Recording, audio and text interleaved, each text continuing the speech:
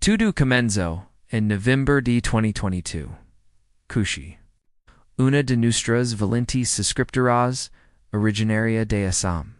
Se encontraba inmersa en una de las pas extra santas y decisivas de su vida.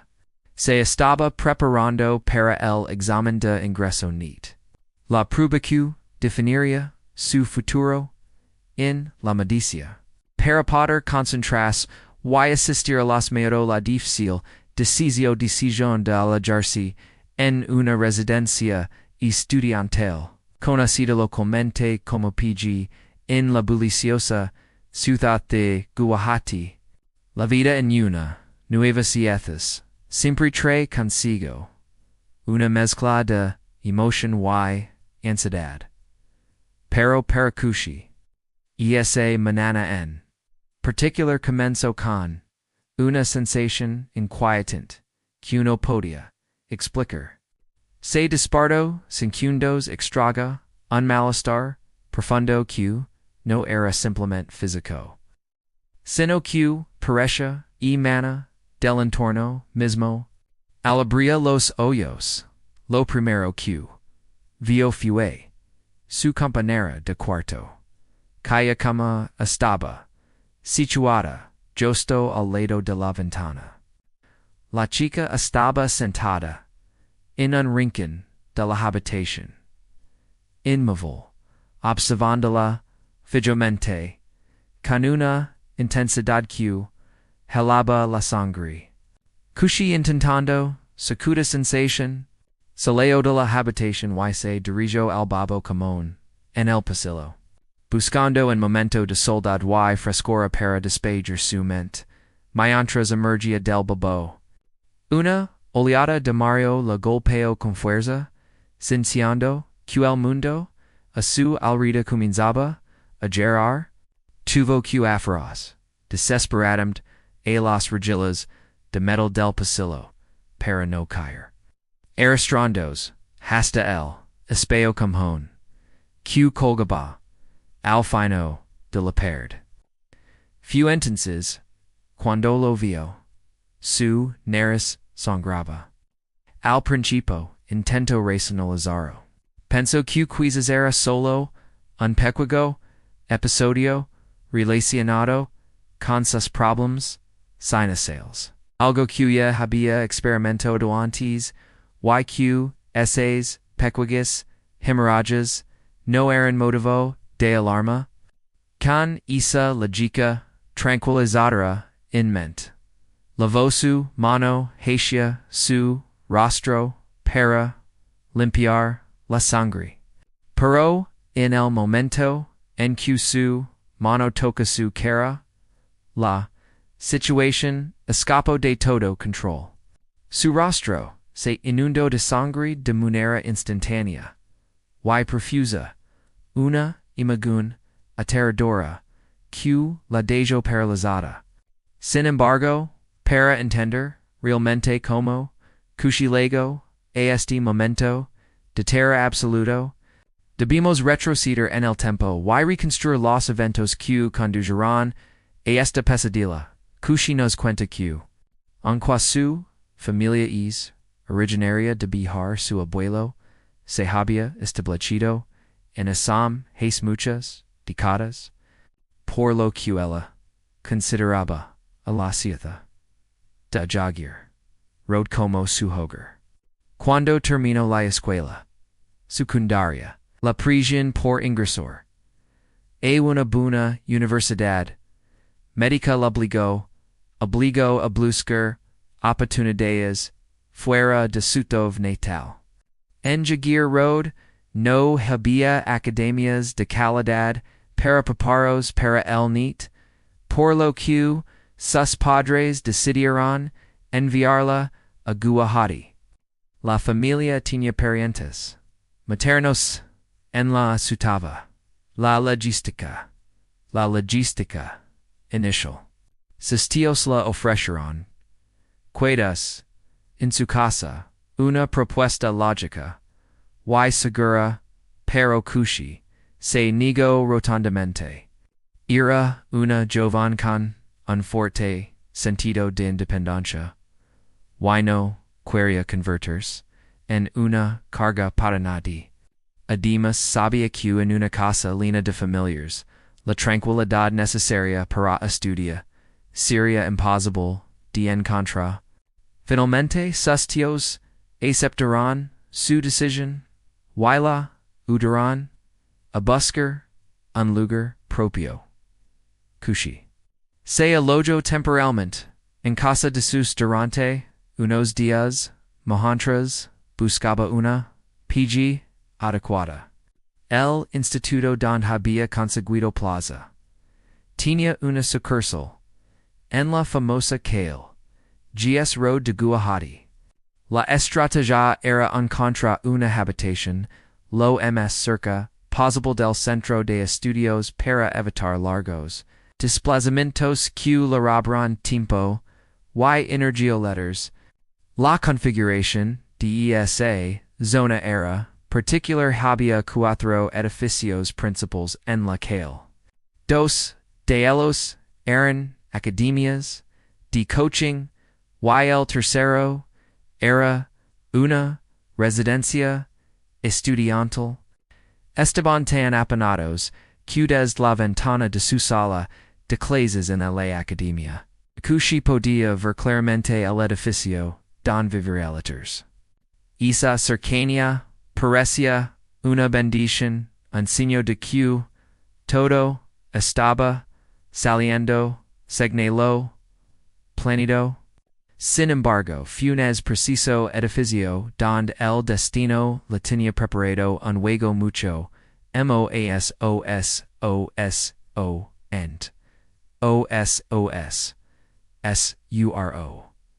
antes de mudarse. Una antigua compañera de la escuela, quien conocía la zona, le había dado una advertencia enigmática.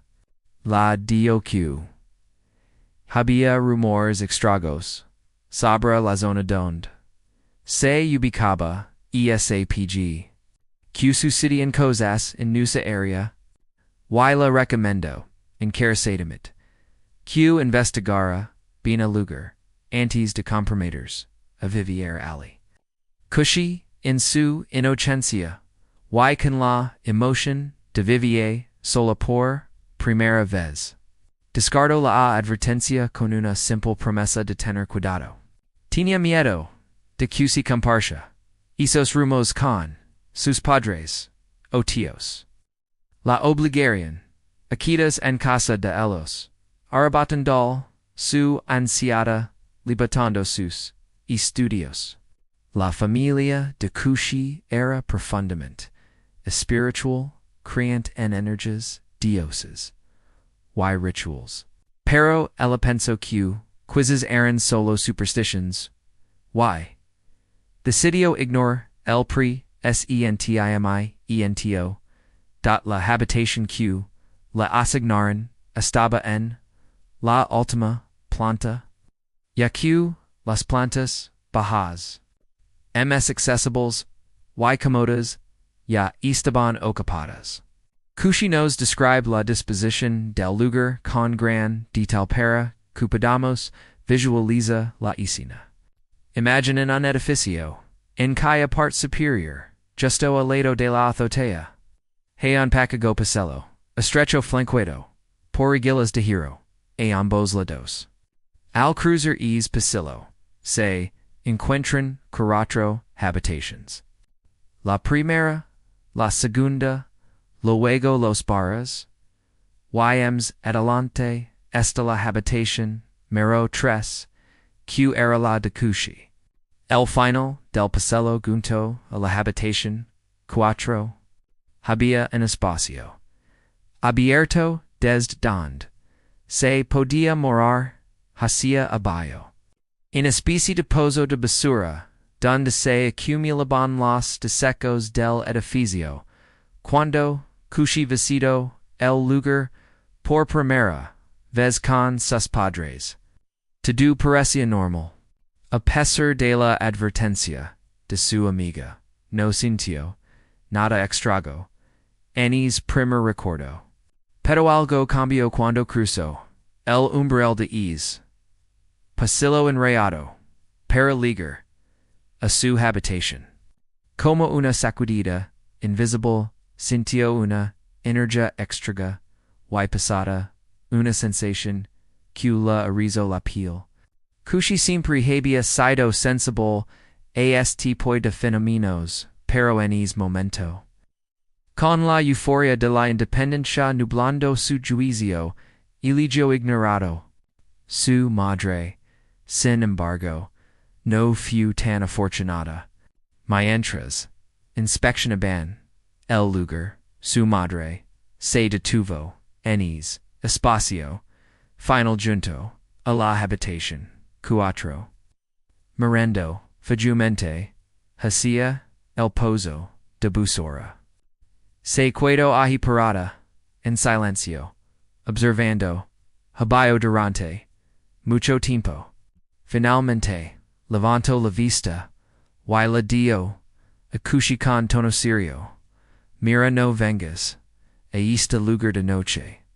Siento algo muy raro aquí. Esas palabras quedaron grabadas en la mente de Cusci, pero el destino ya estaba en marca. Con sus padres, de regreso a casa, y ella instalada en su nueva vida. La verdadera pesadilla estaba a punto de comen. La mañana del 7 de noviembre de 2022. Marco el verdadero comienzo de la ciudad para Cusci. Fue el momento en que sus padres, con el corazón pesado, prendieron el viaje de regreso a su hogar en Jaguar Road, dejándola atrás en la gran ciudad. Para una chica que nunca había salido de la protección de su casa, esa primera despedida fue devastadora. Cusci nos cuenta que el llanto fue incesante, loro tanto durante la despedida que el dolor de cabeza se convirtió en una molestia física constante. Una punzada sorda que la recordaba su soledad. Sus clases estaban programadas para comenzar al día siguiente. El 8 de noviembre, en un horario intensivo que abarcaba desde las 3 de la tarde hasta las 8 de la noche. Es primer día. Asistió a clases con los ojos hinchados y el ánimo por los suelos. Extragando terriblemente la presenta reconfortante de su madre. Al volver a su habitación en la PGESA, nochía la silueta de la suveta, la pareció fría y distante.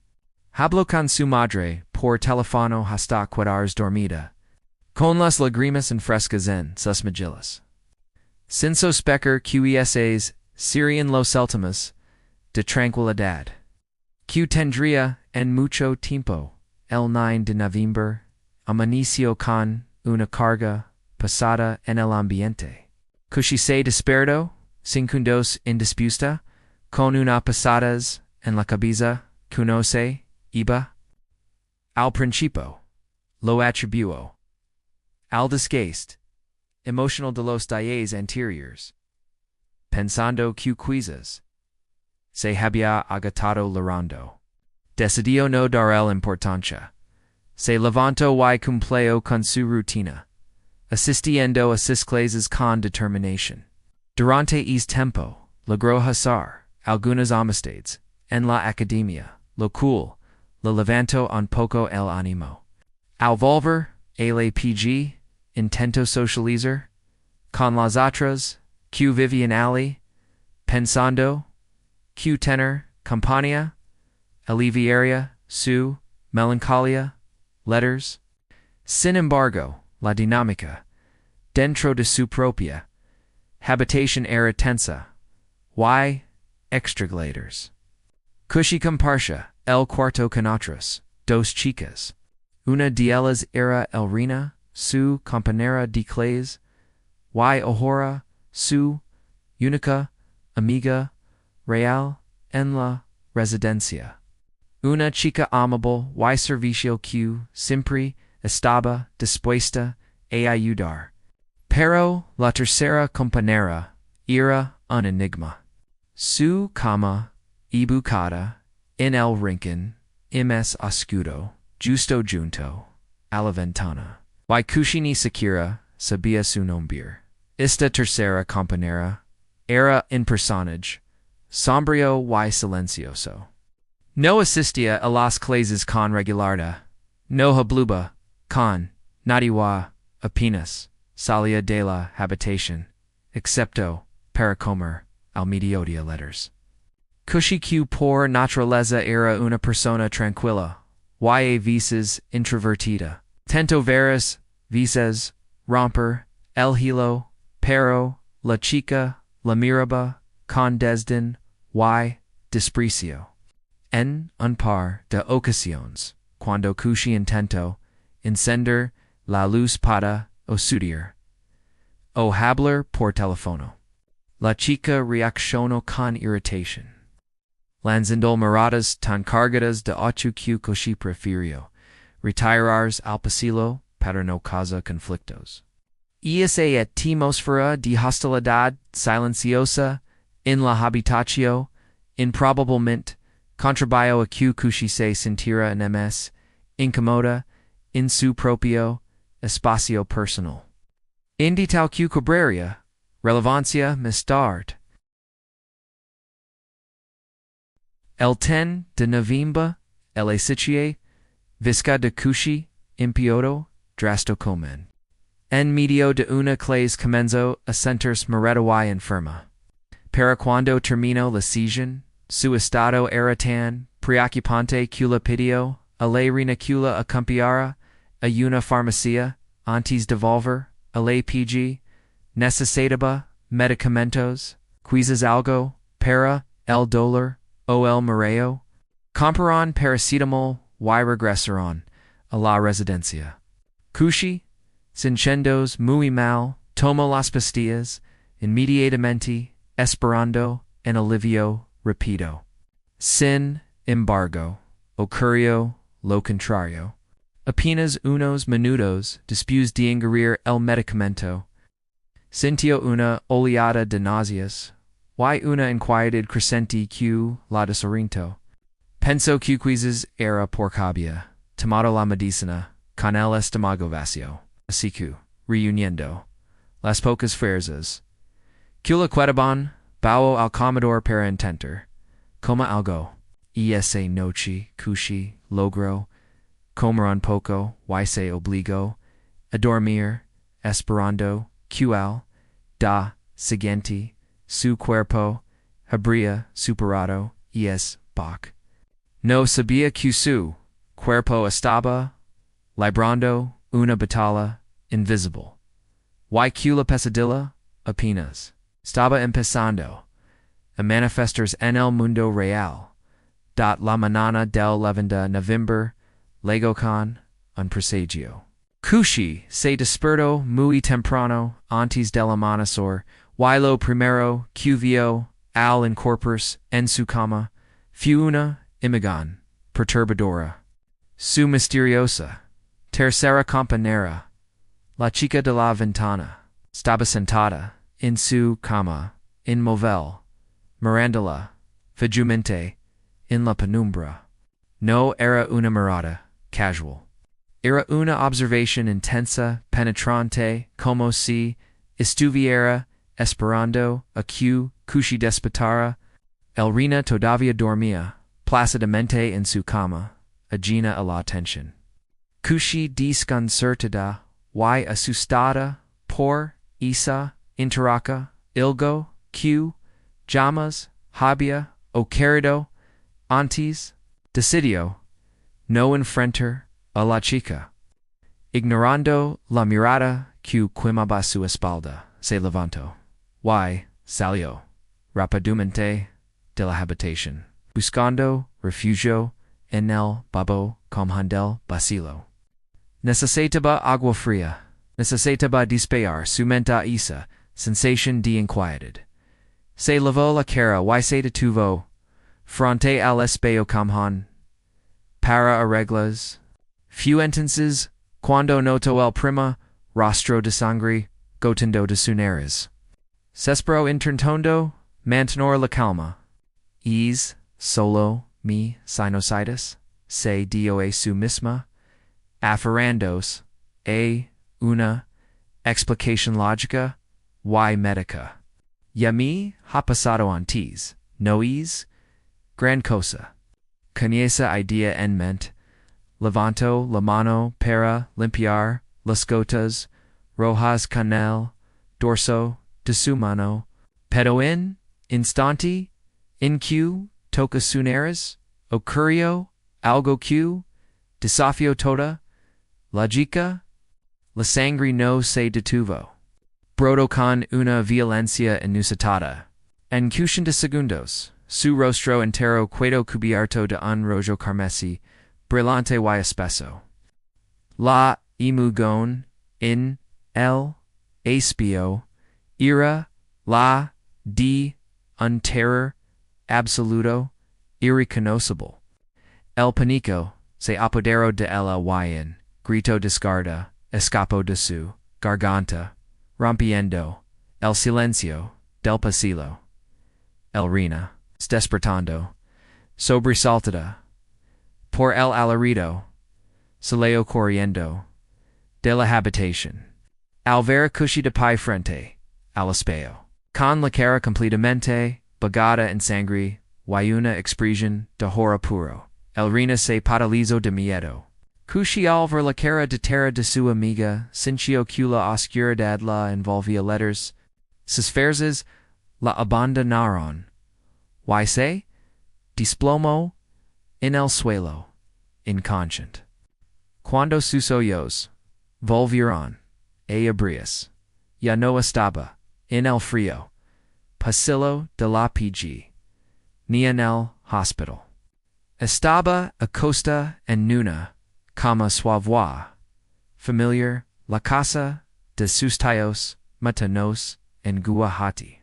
Escuchaba la voz de su padre la mandola, una y otra vez, como un eco lejano, mientras menos gentiles la tendían. Había sido rescatada de esa habitación, pero la sombra que la había atacado no estaba dispuesta a dejarla ir tan fácilmente. Cuando Cushi finalmente abrió los ojos, la terrorífica imagen del espejo cubierto de sangre y el frío suelo del pasillo habían desaparecido. Se encontraba acostada en una cama suave, rodeada por los paredes familiares de la casa de su tío materno en Guwahati. A sus alrededores familiares se movían con rostros preocupados, administrando medicamentos y agua, tratando de calmarla después del episodio. Para su familia, la explicación era simple y lógica. El estrés de mudarse, el estudio excesivo, y sus problemas sinusales crónicos habían provocado una hemorragia nasal severa y en desmayo por debilidad. Todos la consolaban con palabras dulces, asegurando que se recuperaría pronto, que solo necesitaba descanso. Sin embargo, en lo más profundo de su alma, Cushi sabía que la explicación médica no cubría la horrible sensación de puro terror que había sentido justo antes de desmayarse. En cuanto recuperó la fuerza para hablar, su primera reacción fue de rechazo absoluto. No volver a sapg susurró con voz temblorosa, repitiendo la frase una y otra vez. Sus padres, alarmados por su estado y su negativa, repentida, lagaran, a Guwahati, alda, siguiente. No entendian por cho kushi había estado tan emocionada por su independencia. Ahora se negaba rotundamente a volver a la residencia estudiantil. Hija es solo una infección, sin hacer, te estás poniendo nerviosa, sin motivo, intentaban convencerla, preocupados de que sus estudios se vieran efectuados, pero Kushi, incapaz de explicar racionalmente la mirada de su compañera de cuarto, o la sensación de sangre inundando su rostro, rompió en un llanto desesperado, en llanto, que venía de miedo visceral. Viendo el estado de histeria de su hija, el padre decidió no forzar la situación. Al día siguiente, se dirigió directamente a LAPG. Empacó todas las pertenencias de Kushi. Reclamó la devolución del depósito de seguridad. Y sacó a su hija de ese lugar para siempre. Durante unos días, Kushi via diariamente desde la casa de su tío a las clases. Intentando recuperar la normalidad, pero su cuerpo no cooperaba. Su salud comenzaba a deteriorarse a un ritmo alarmante.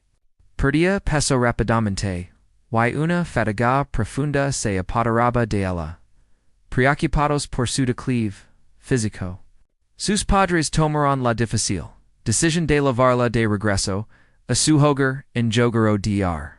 Pensaron que el ambiente familiar, la comida casera y el descanso absoluto la ayudarían a recuperar para luego volver a Guwahati renovada.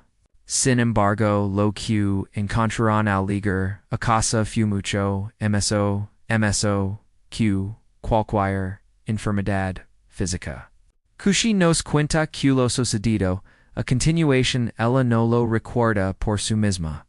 Toda la información le fue revelada más tarde por su primo, quien fue testigo de las horas que se desataron. El de que llegó a su casa, en Jogar, road pareció tranquilo, la calma, antes de la tormenta. Pero al día siguiente, su comportamiento cambió drásticamente. Kushi, conocida por ser una chica jovial, habladora y llena de vida, se sumió en un silencio sepulcral. Se despertó tarde, comió algo y volvió a dormirse inmediatamente. Cuando finalmente despertó al atardecer, no pronunció una sola palabra. Su madre la afligió y ella simplemente bajó la cabeza, tomando la taza y sentándose en el suelo. Agina al mundo suta sentada frente a ella. Intentó entablar conversación, preguntando cómo se sentía, pero Kushi no respondió. Su mirada estaba perdida, fija, en un punto indeterminado. De repente, mientras intentaba levar la taza a sus labios, sus manos temblaron violento, y la taza cayó al suelo, rompiéndose en mil pedazos. Antes de que nadie pudiera reaccionar, Kushi se desplomó, inconsciente. Lo que siguió fue una escena de puro terror doméstico.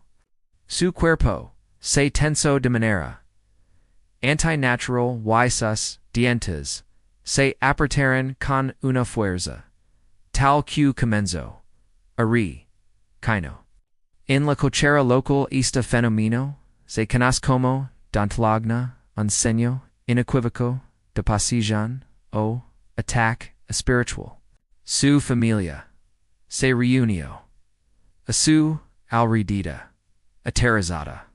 Miantras, su tio intandaba, desesperadumt, obriro, la mandibula, con los dedos, para que pudiera respora.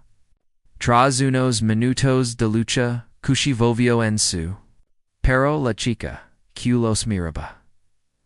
No parecía ser ella.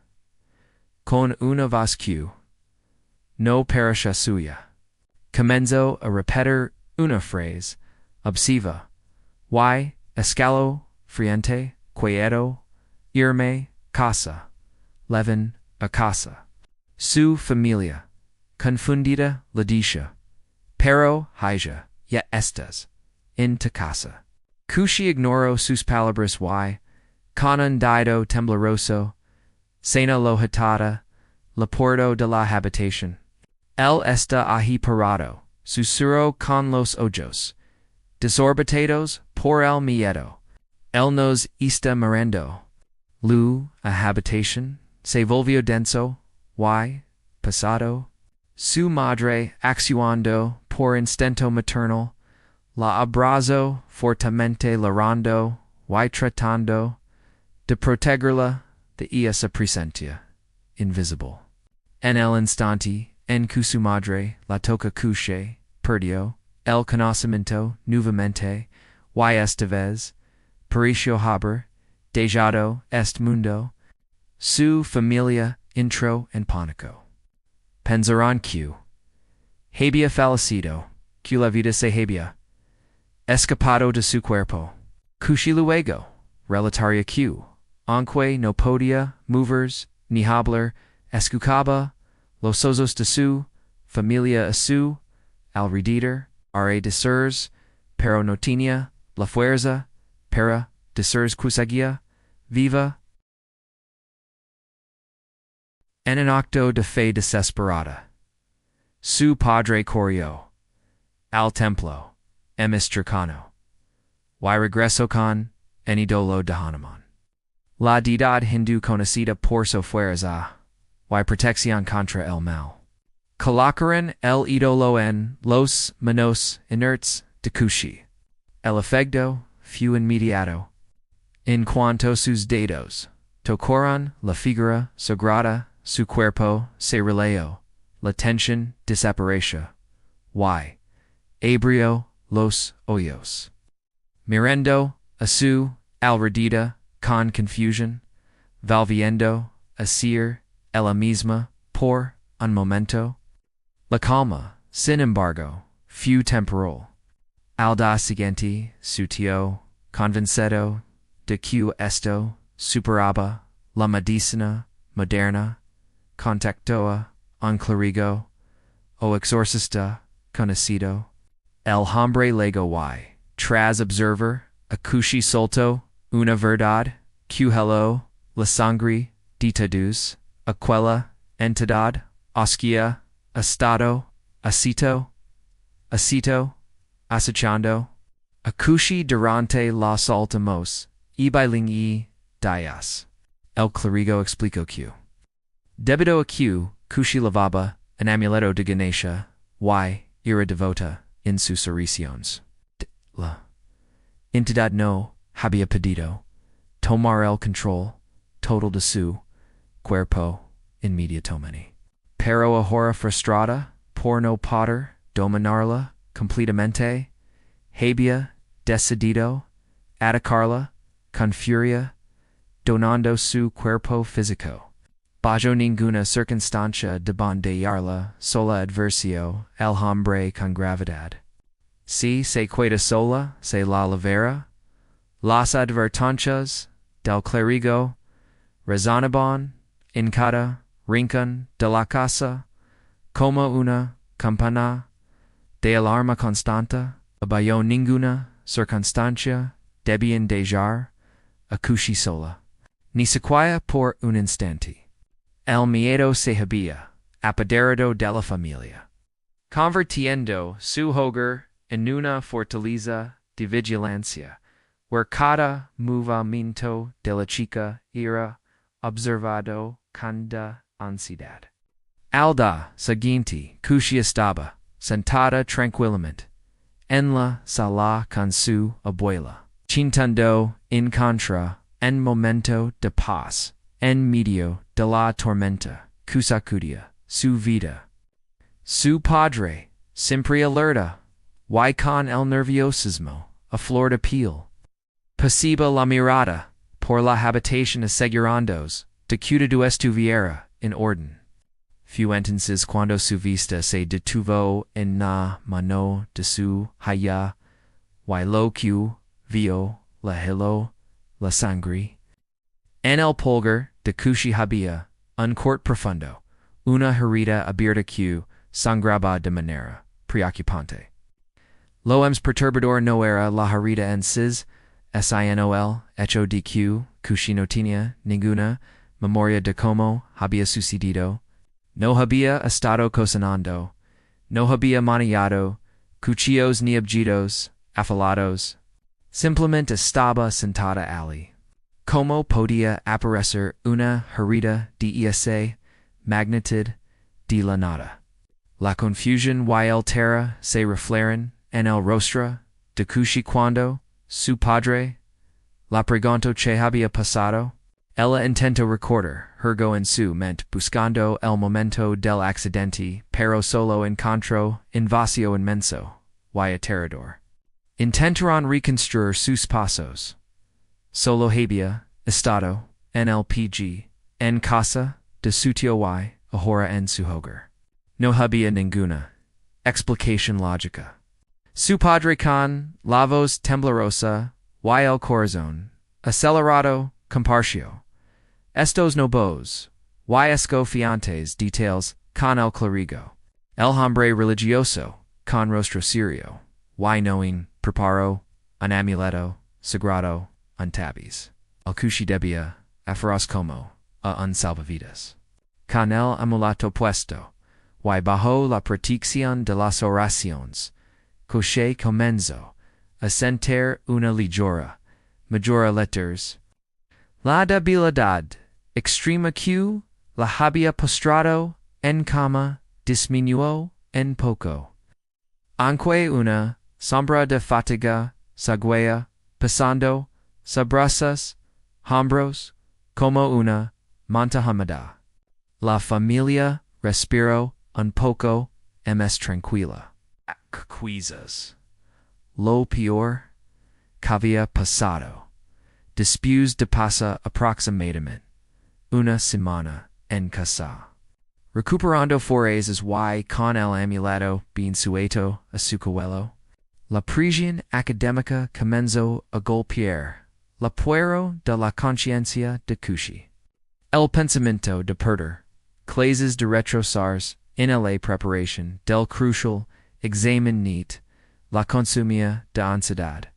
Con una valentia nacida, mista la necesidad que de la seguridad, decidió que debía volver a Guwahati. Sus padres, aunque profundamente preocupados, acordaron que podía regresar, pero con una condición inquebrantable. Se quedaría en casa de su tío materno. Bajo su supervisión directa, y no volvería a pisar esa PG maldita. Kushi empacó sus maletas, sintiendo una mezcla, determinación, y en miedo sordo, en el estómago, y regresó a la ciudad, don todo había comenzado su padre. Conversando en su guardián, a distancia, implementó una nueva rutina, estricta. Cada vez que ella salía de la casa del tío, Heisha, la academia, o viceversa, la llamaba por teléfono. Y mantenía la conversación en marca. La contaba chistes, la preguntaba por el clima, la hablaba de la familia. Cualquier cosa para mantener su mente ocupada y evitar que su mirada se desviara hacia el edificio de la PG. No Myers, hacia Ali, hacia habla conmigo, cuentam chovis, en la calle, la repasha una y otra vez, intentando crear una barrera de ruido, y voz humana entre ella y la oscuridad que la acechaba. Sin embargo, las foras oscuras que la perseguían no conocen de distancias ni de protecciones familiares. Apenas pasados 2 o 3 días de esta nueva rutina, la sala de Kushi comenzó a derrumbarse de nuevo. Esta vez con violencia. Los mareos regresaron acompagados de náuseas insoportables. En medio de las clases en el centro de coaching, Kushi sentia en impulso incontrolable de vomitar. Teniendo que salir corriendo al babo, avergonzada, y asustada. En casa, se desmayaba sin previo aviso mientras estaba sentada hablando con su familia. Su madre, viendo el deterioro acelerado, y el temor en los ojos de su hija, decidió mudarse temporalmente a casa del tío para cuidarla de cerca. Una noche, entre sueños, el terror se materializa de una forma diferente y mucho más agresiva.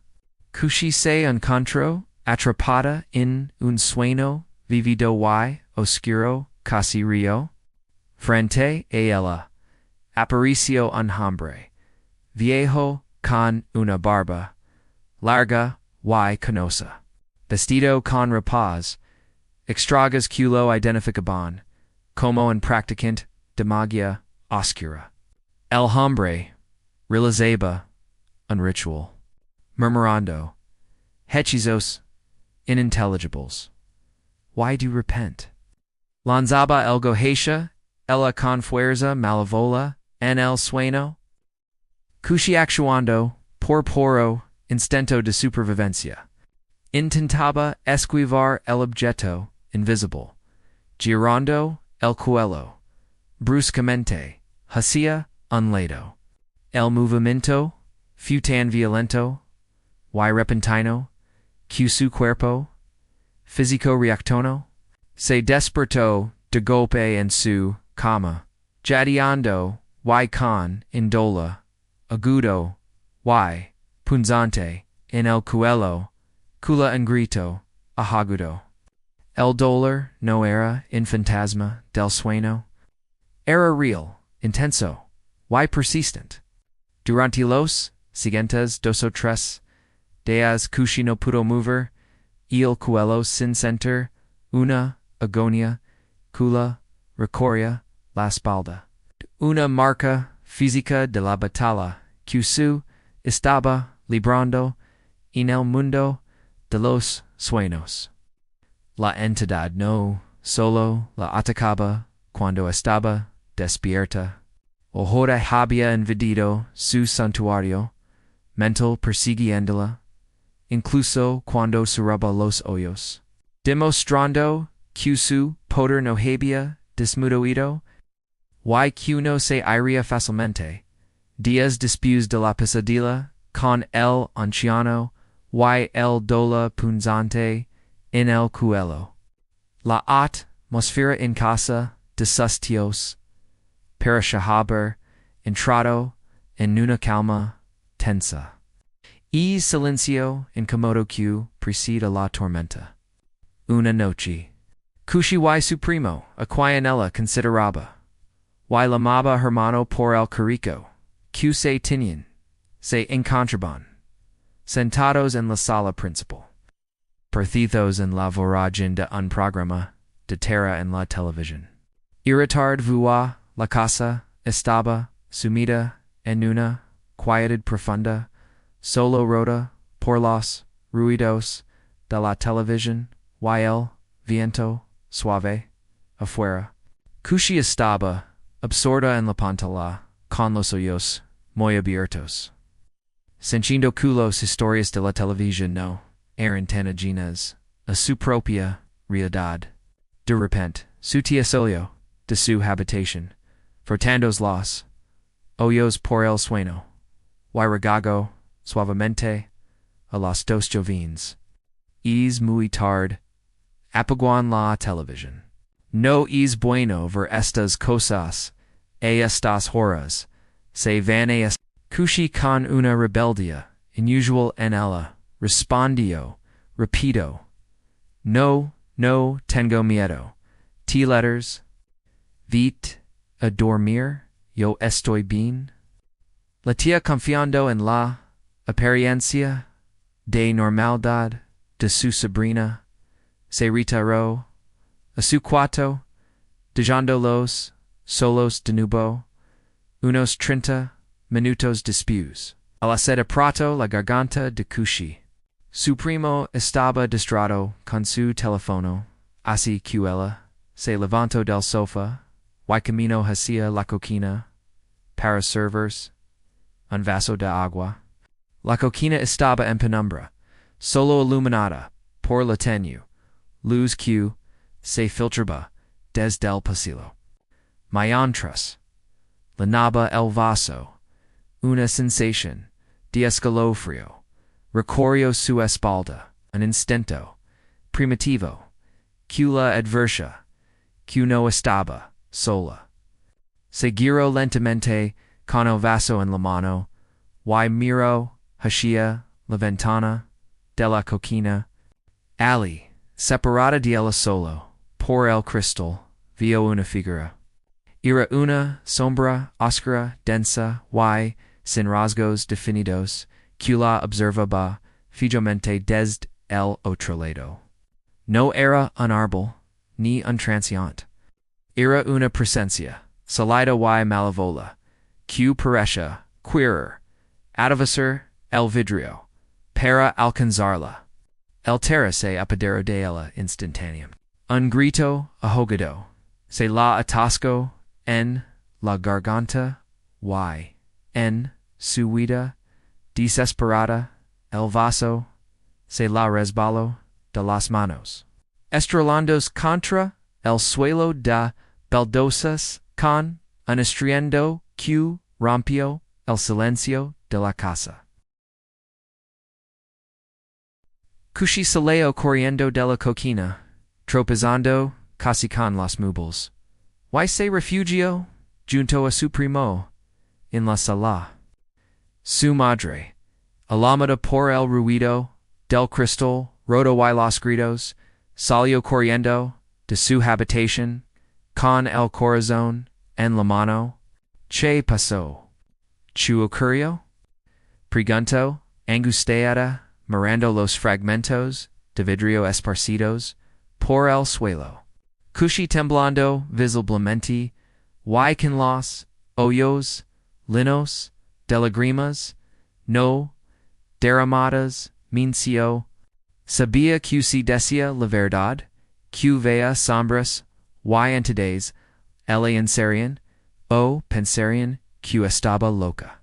Nada, mami, balbució con voz temblorosa, solo se me cayó el vaso. Se me resbaló de las manos.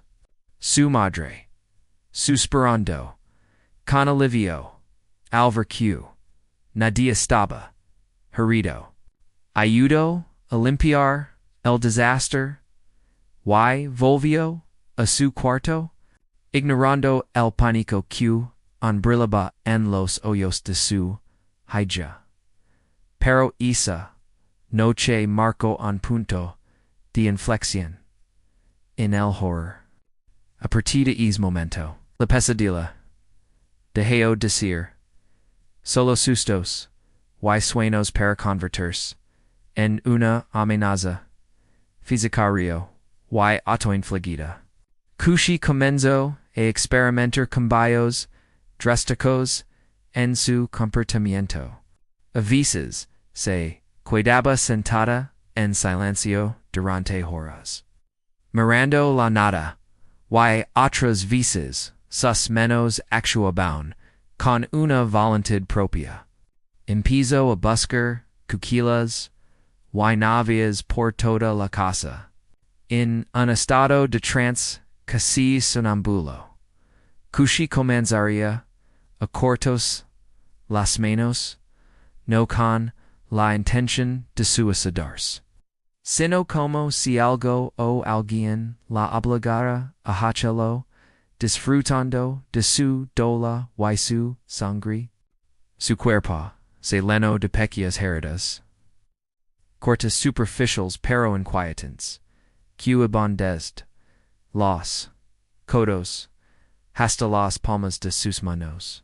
Cuando la preguntaban, ella inventaba excuses improvisadas, mi raspi con la perd.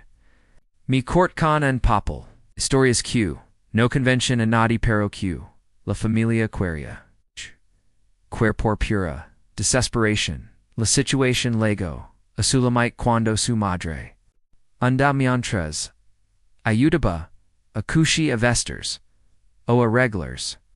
Noto la cantidad alarmante de cortes en sus brazos. El horror se reflejó en su rostro.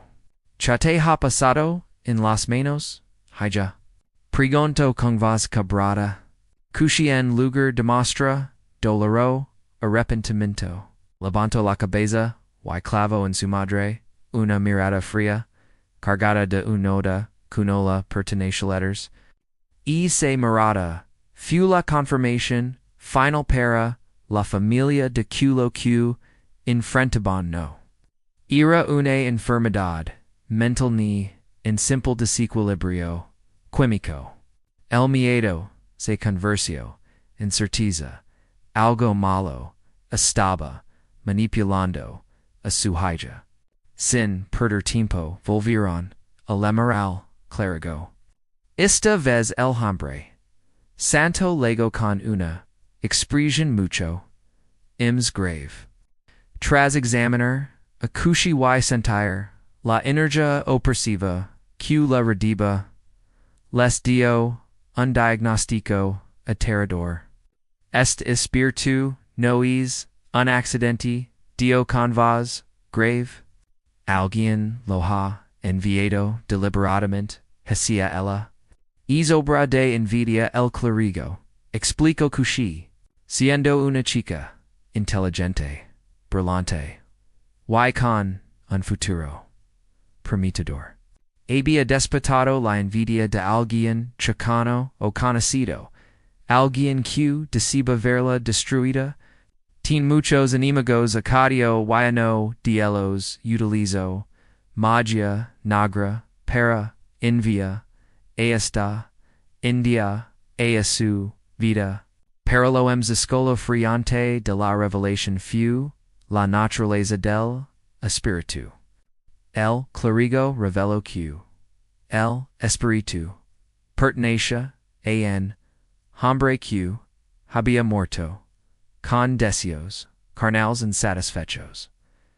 El no quiera, diarla ir, explico con crudeza.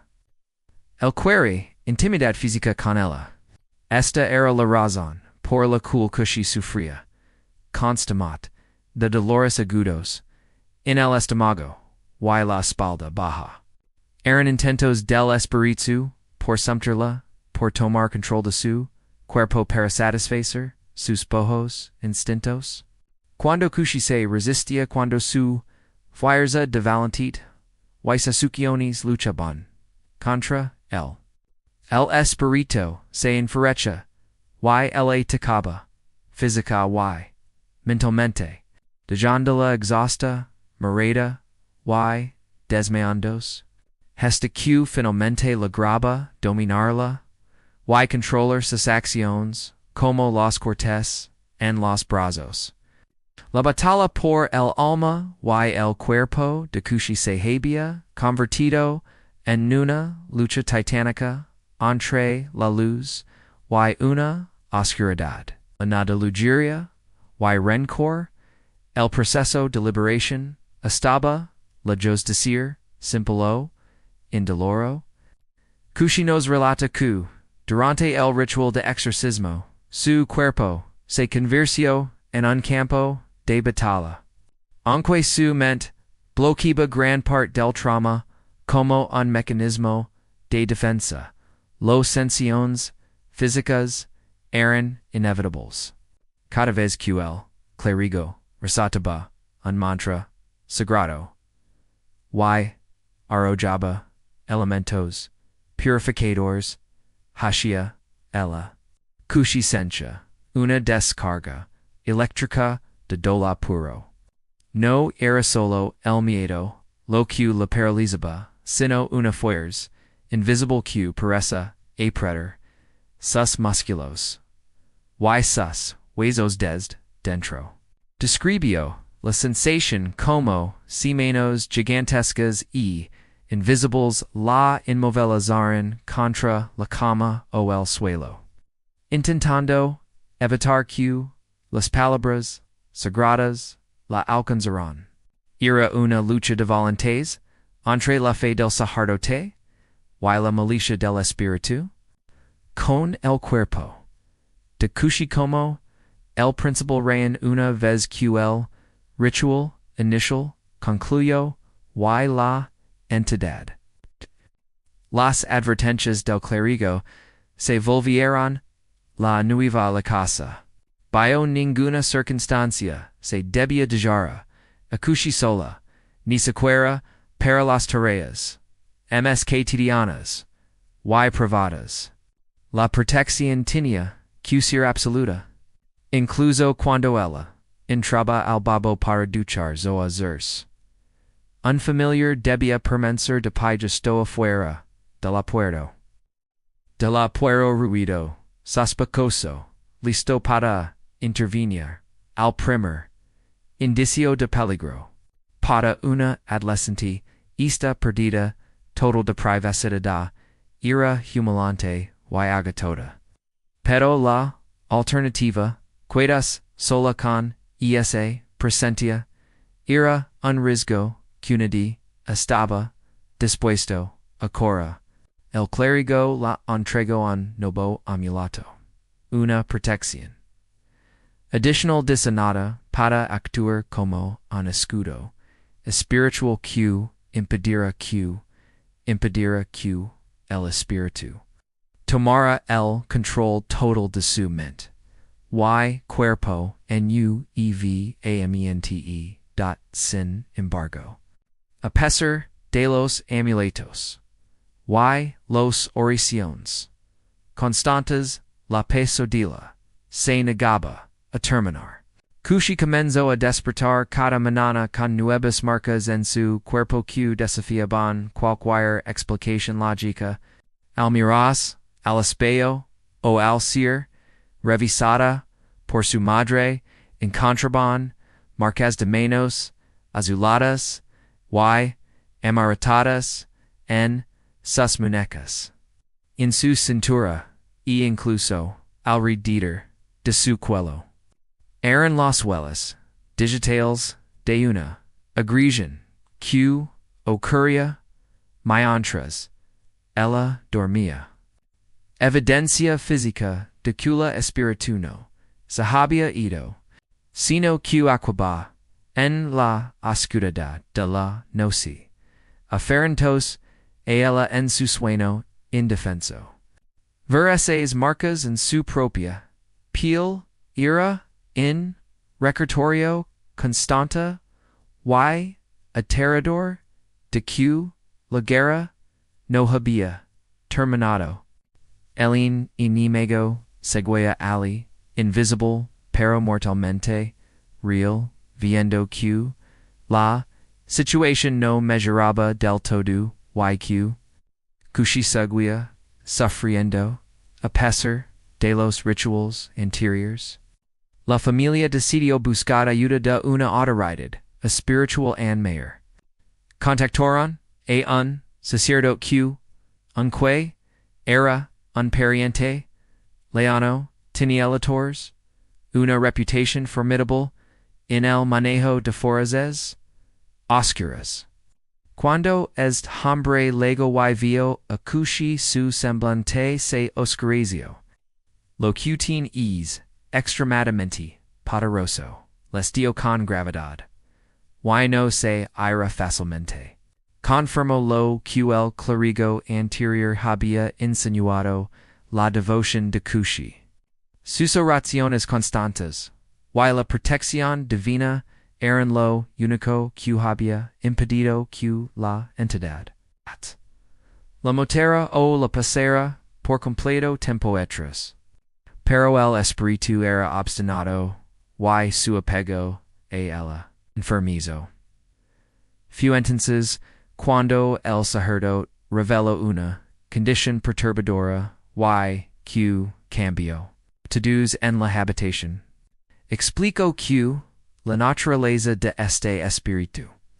Al estar tan obsesionado con la posición física y estaba atado a un deseo impuro. El sacerdote les dio que, en casos extremos, como había una condición extraga y difícil. El espíritu solo se retiraría por completo. Si cushi llegaba a tener intimidad física con un ser humano real, es decir, si se casaba o tenía relaciones. La lógica detrás de esto era que acto rompería el vínculo de pareja. Oposición exclusiva. Que el espíritu crea tener sobre ella, o quizzes satisfaría la energía sexual que el espíritu buscaba, liberándola, era una solución arcaica y aterradora para una chica joven que solo quería estudiar y la familia procesaba esta impactante revelación. El sacerdote procedió con lo que se podía hacer en ese momento una purificación intensiva. Realizó en babo ritual sobre que se utiliza ingredientes sagrados, los mismos que se usan para babar a la diosa Durga durante el séptimo de Navratri. El agua, las hierbas, y los cantos envolvieron a Kushi en una atmósfera de poder divino. Al finalizar, el sacerdote, Otto, un pequeño lazo, rojo, en amuleto, especial en su mano. Nunca jamás te quites esto de la vida, lo ordeno con firmeza. Si lo haces el espíritu volverá, esta vez no habrá nada que podamos hacer para detenerte. Con esas palabras resonando en sus oídos Kushi se aferró al amuleto. Sabiendo que era su única defensa contra la oscuridad que se negaba a hallarla ir. La revelación del sacerdote dejó a toda la familia en un estado de conmoción profunda y silenciosa. La solución propuesta, Kushi debía, contra matrimonio, o tener intimidad física para librarse del espíritu. Era una carga inmensa para una chica que apenas comenzaba a vivir sus sueños. Para unos padres que valoraban la educación y el futuro de su hija por encima de todo. Escucha que la cura en cambio de vida tan drástico y prematuro era devastador. Kushi en su interior sentía que su voluntad estaba siendo arrebatada una vez más. Primero, el espíritu había intentado tomar su cuerpo por la fuerza. Ahora los circunstancias parecía que la empujaban hacia una vida que no había elegido. Stu por culpa de una maldición de la que no tenía culpa. La atmósfera en la casa se volvió en pesada, cargada de una tristeza impotente. El sacerdote viendo la angustia en sus rostros se apresuró a aclarar que esa era una solución extrema, una salida que, aunque existía, no era el camino inmediato que debían tomar. Había otras formas de contener el mal. Pero requerían una disciplina espiritual de hero. El ritual de purificación comenzó de inmediato. El sacerdote preparó un babo especial, utilizando ingredientes sagrados que normalmente se reservan para las ceremonias más poderosas, como las dedicadas a la diosa Durga durante el Navratri. Kushi fu sometida a este babo ritual un proceso que segna las creencias lava no solo el cuerpo sino también el aura y el espíritu, desprendiendo los energias negativas que se aferraban a ella. Cada herba, cada mantra recitado sobre el agua era una batalla ganada contra la oscuridad. Al finalizar, el sacerdote tomó un pequeño lazo o amuleto rojo, imbuido con oraciones y protecciones, y lo autofirmamente alrededor de la muñeca de Kushi. Su voz adquirió un tono de advertencia solemne y definitiva jamás te quites esto. Esta amuleto es tu escudo. Si lo romps o lo pierdes, la protección se desvanecerá, y el espíritu regresará con más fuerza, y esta vez no habrá ritual que pueda salvarte. Kushi miró el hilo rojo en su muñeca.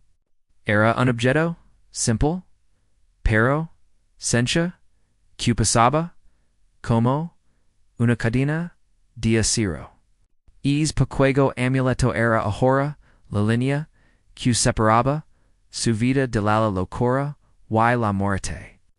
Con el ritual concluido, la familia decidió que Kushi debía intentar volver a su rutina. No podían permitir que el miedo la paralizara para siempre, aunque el trauma reciente hiciera eco en cada rincón de su mente. Kushi regresó una vez a Guwahati a la casa de su tío con la esperanza de que, con el nuevo amuleto y las purifications, la pesadilla hubiera quedado atrás. Intento concentrarse en sus libros, en sus clases, en el futuro médico que tanto deseaba, pero la sombra de la amenaza siempre estaba allí, latente, a pesar de las barreras espirituales. Kushi sabía que la guerra no había terminado. Las palabras del sacerdote sobre la naturaleza del espíritu, un hombre que deseaba pasila resonaban en sus pesadillas. Cada dolor de espalda, cada mareo repentino, la recordaba que el enemigo no estaba destruido, solo contenido. La vida de Kushi se había convertido en equilibrio precario. Por un lado, estaba su realidad cotidiana de exámenes y horarios. Por el otro, un mundo invisible donde una fuerza malévola esperaba el más mínimo descuido para reclamar lo que creció. El miedo ya no era un visitante ocasional. Se había convertido en un compañero constante, un silencioso observador que se sentaba con ella en cada comida y dormía a su lado cada noche. Recordando que su alma estaba enjuego. Sacerdote. Tras atar el nudo del amuleto en la muñeca de Kushi.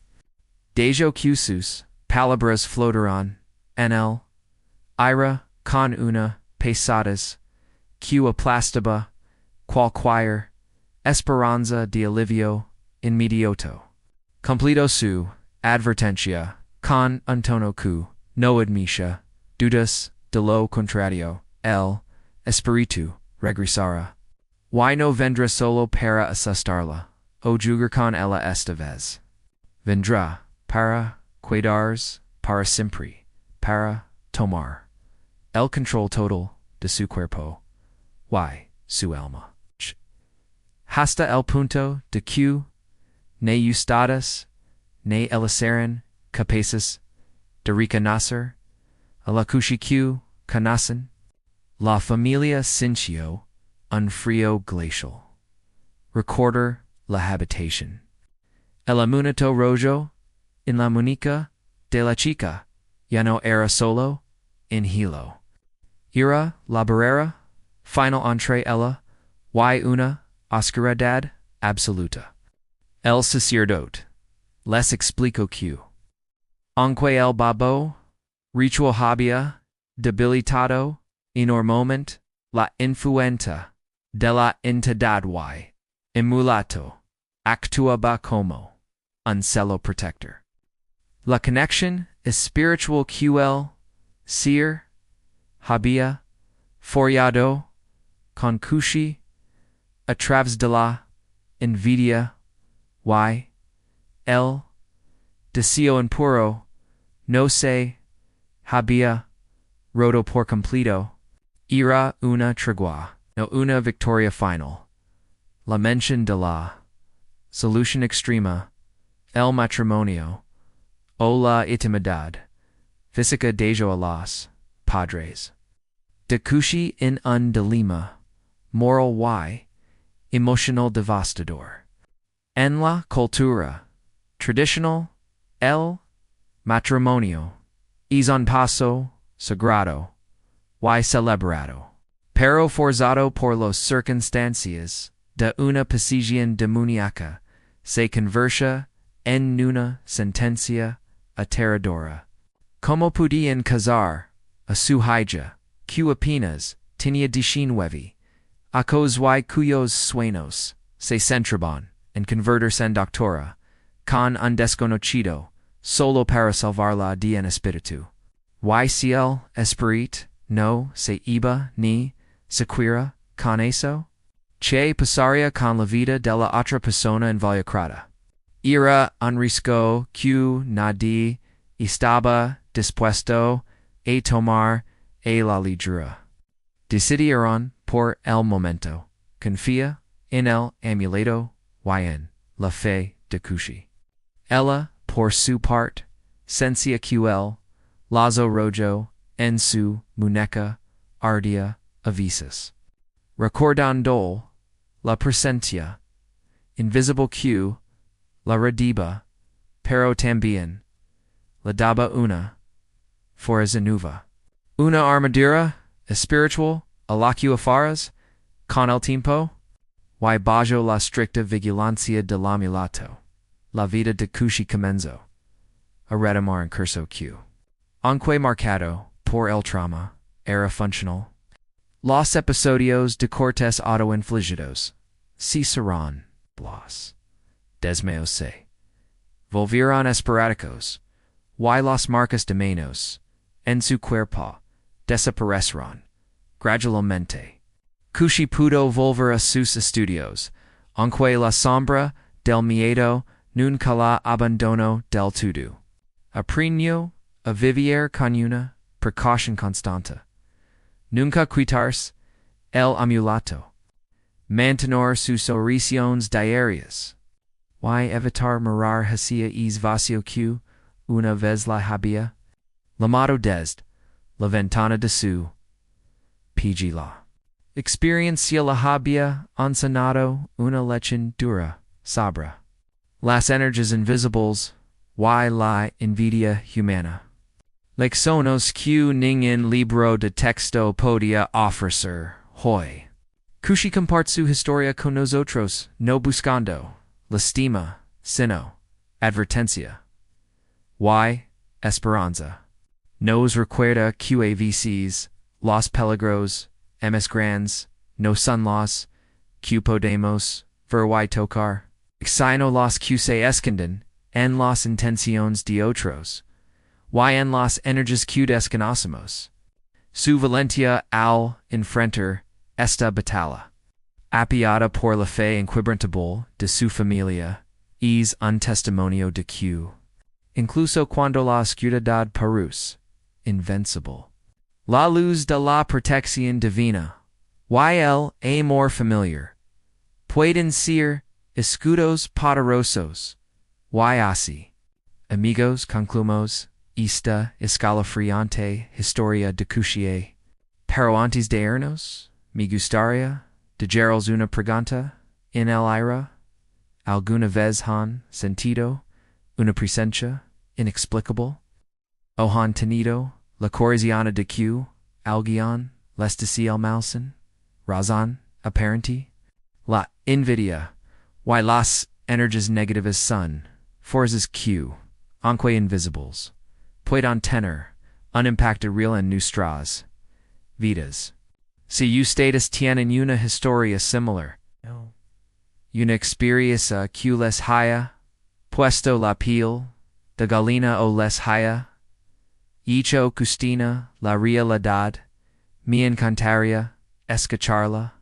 No olvidan que pueden enviarme sus relatos detallados en la dirección de correo electrónico que aparece en la pantalla y en la descripción. Su historia podría ser la próxima en ser contada, ayudando a otros a entender que no están solos en sus experiencias. No olvidan darle like a USD video si les gustó. Subscribers al canal para no perderse estas historias y activar la campanita de notifications. Su apoyo es lo que nos permite seguir investigando y trayendo estos casos a la luz. Cuídense mucho, protejan su energía y nos vemos en el próximo video, aunque la historia de Cushie parece haber llegado a su fin con la protección del amuleto y la bendición del sacerdote. Persisten interrogantes inquietantes que merecen ser analizados para comprender la magnitud real de lo sucedido. No podemos simplemente cerrar el libro y olvidarnos de los detalles que, a simple vista, pasaron desapercibidos, pero que construyen la red de este horror. En esta parte, vamos a desglosar los elementos oscuros y las teorías que rodean el caso de Cushie, porque a menudo el verdadero terror se esconde en los detalles pequeños. Primero, debemos volver nuestra mirada hacia la figura enigmática de toda esta narrativa, la tercera compañera de cuarto. Recordemos que Cushie mencionó que esta chica que estaba junto a la ventana, tenía un comportamiento extremadamente errático y silencioso, no asistía a clases regularmente, no hablaba con nadie y, lo más perturbador, reaccionaba con hostilidad y desprecio cada vez que Cushie intentaba encender la luz para estudiar o hacer ruido. La mano delata que Cushie se despertó y la encontró sentada en un rincón, observándola fijamente, porque estaba despierta. Che estaba mirando. Linares de Cushie comenzó a sangrar poco después. Existe la teoría escalofriante de que esta compañera no era una chica normal.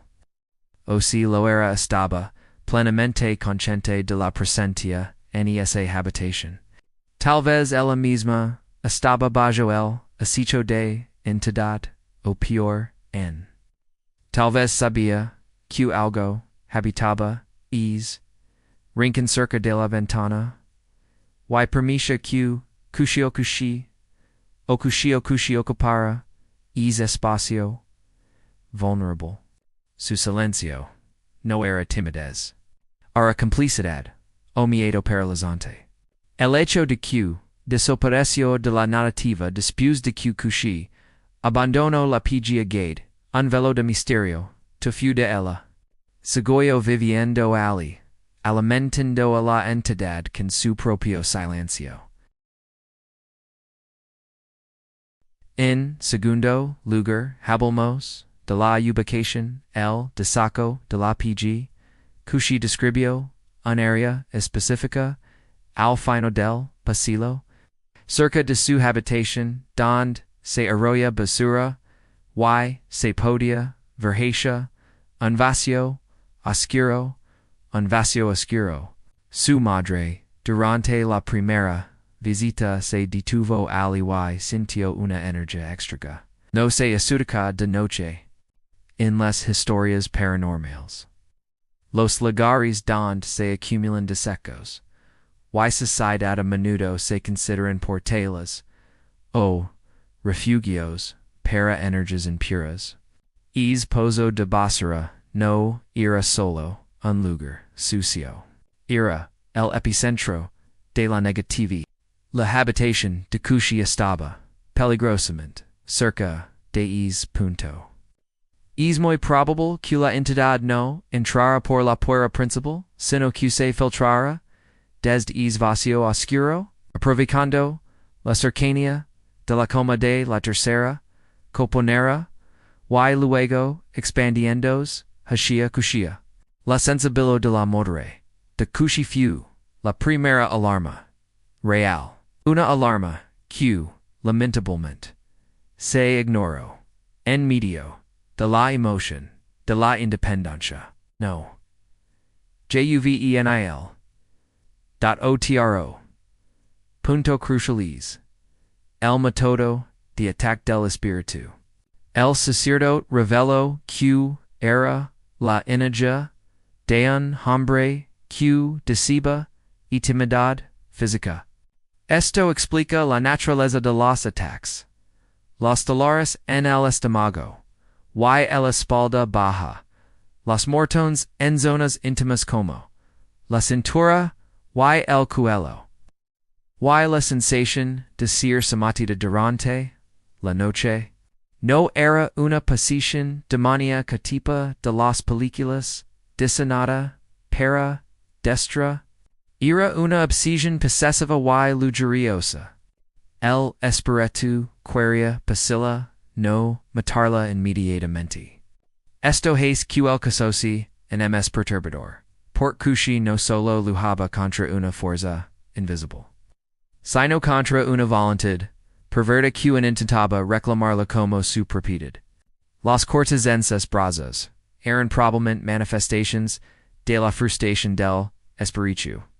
Al no poder pasarla completamente debido a sus oraciones, la obligaba a donarse, buscando verla sufrir, o tal vez marcándola como suya, a través del dolor, y la sangre. Finalmente, la advertencia final del sacerdote sobre el matrimonio o la intimidad nos deja una pregunta ética y espiritual aterradora. Por romper la pereza sería la solución. La explicación dada es que la energía del espíritu se alimenta de esa posición sobre su pereza. Al casarse o tener intimidad, Kushi cambiaría su energía, su estado espiritual. Y quizás eso confundiría o rechazaría al espíritu que estaba obsesionado con una versión específica de ella. Es una solución arcaica y difícil de digerir en la actualidad. Pero subraya la gravedad de la situación. El espíritu no se iría por simple voluntad, sino por un cambio fundamental en la vida de la víctima. Afortunadamente, el amuleto ha funcionado hasta ahora, convirtiéndose en el guardián silencioso que mantiene a raya a la bestia. Pero la pregunta que todos nos osmosis, por cuanto tiempo.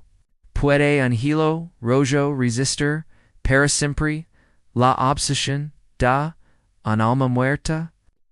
Con la conclusión de este análisis, cerramos el círculo de la atadora experiencia de Kushi.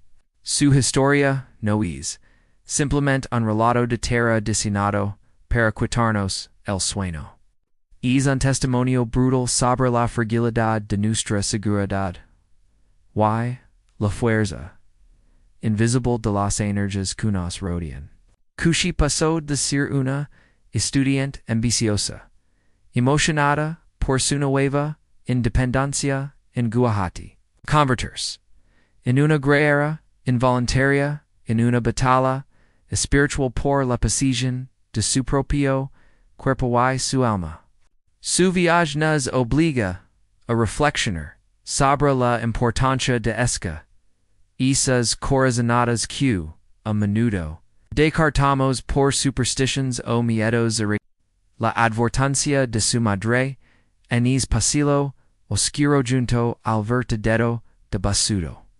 La extraña sensación en el corredor, enrollado la mirada inquieta de su compañera de cuarto. Todas eran piezas de un rompecabezas que la adversidad. Why? La juventud le impidieron ver a tiempo. Lo que le sucedió a Kushi es un recordatorio extremo de que la envidia es un veneno poderoso. El hecho de que alguien movido por los celos de su inteligencia y su futuro brillante pudiera desatar tal tormenta sobre ella nos habla de la oscuridad que pueda habitar en el corazón humano, pero es importante que el mal mismo es la resistencia que Kushi encontró en su fe y en el amor incondicional de su familia. El amuleto rojo en su muñeca no es solo un trozo de hilo, es un símbolo de su supervivencia y de la promesa de que nunca debayar la guardia. Hoy Kushi continúa con su vida y sus estudios, lavando consigo las cicatrices invisibles de esta batalla. Pero también una sabiduría que trasciende cualquier libro de med. Sin embargo, el final de la historia de Kushi deja una puerta abierta en nuestras mentes. Realmente el espíritu se ha ido para siempre. O simplemente está esperando, acechando en las sombras, burlándose del amuleto, esperando el momento en que la vigilancia se relaje. La realidad del mundo paranormal es que rara vez ofrece cierres definitivos y limpios como en las películas. La protección requiere mantenimiento constante, inquebrantable y una conciencia perpetua de nuestro entorno. La próxima vez que entren una habitación extraña o sienten en escalofrío sin razón aparente, recuerden la historia de Kushi. Recuerden que a veces el miedo no es una debilidad, sino un instinto de supervivencia gritando que algo no está bien. Amigos, este ha sido el relato completo de Kushi desde su llegada al Pigeon Guwahati hasta la batalla final en su hogar. Es una historia que nos hace cuestionar los límites de la realidad y el poder de lo desconocido. Si esta historia ha logrado esta mesorlos una hacerlos reflexionar, les pido un pequeño favor que ayuda mucho al canal, por favor, denle un gusta en este video y compartanlo con un amigo que disfrute de estas historias. Su interacción es el combustible que nos permite seguir investigando y traendo estos casos a la luz. Y ustedes mi comunidad alguna vez han sentido una presencia extraña en su habitación. Han sentido que alguien les envidia, tanto que podría decirles el mal. Me encantaría leer sus experiencias en la sección de comentarios a continuación. No hay historia pequeña cuando se trata de lo inexplicable. No se olvidan de suscribers al canal y activar la campanita de notifications para no perderse nuestras próximas historias. Recordan que si tienen una experiencia personal que desean compartir, una historia de terror real o un suceso inexplicable que les haya cambiado la vida, pueden enviármela detalladamente a la dirección de correo electrónico que encontrarán en la descripción del video. En la pantalla ahora mismo. Quién sabe, tal vez la próxima vez, la historia narrada si la suya propia. Cuídense mucho, protegen su energía, y no ignoren jamás sus intentos. Hasta la próxima.